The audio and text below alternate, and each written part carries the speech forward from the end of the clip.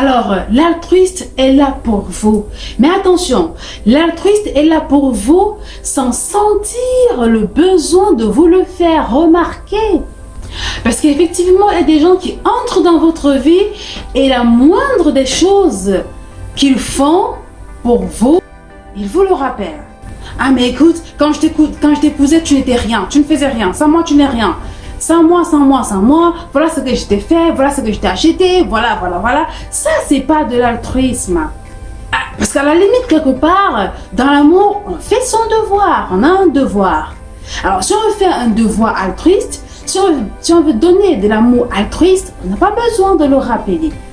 On n'a pas besoin de rappeler à l'autre à tout bout de champ, à tout bout de route, à quel point on a été bon ou bonne pour lui ou pour elle. Et donc, on va se rendre compte que l'altruiste n'est même pas que celui qui donne, mais aussi celui qui reçoit. Parce que recevoir l'amour qu'on vous donne, c'est aussi de l'altruisme. Alors, est-ce que vous savez recevoir l'amour qu'on vous donne?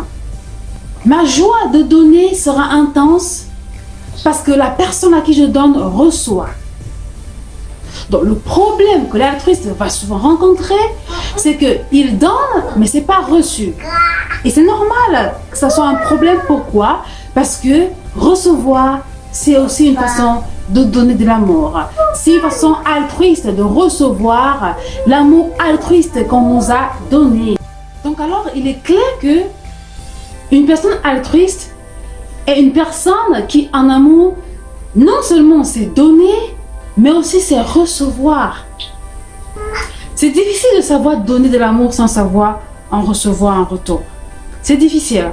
Parce que recevoir, c'est aussi une forme altruiste d'aimer l'autre.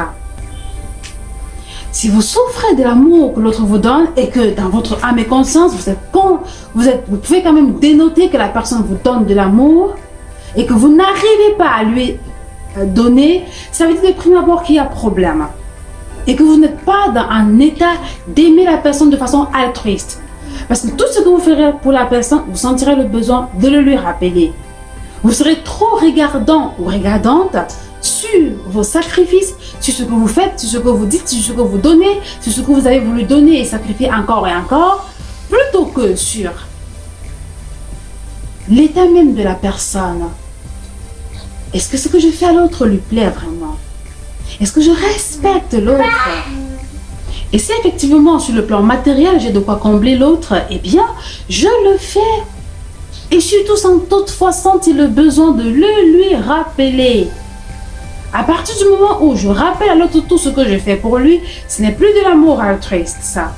Évidemment qu'il y a un moment donné où on peut sentir le besoin d'attirer l'attention de l'autre.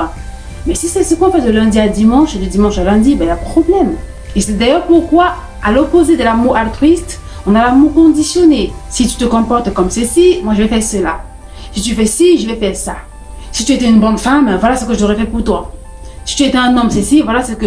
Voilà les mots qui apparaissent dans un couple ou dans une relation où on est effectivement en présence d'un amour conditionné, intéressé.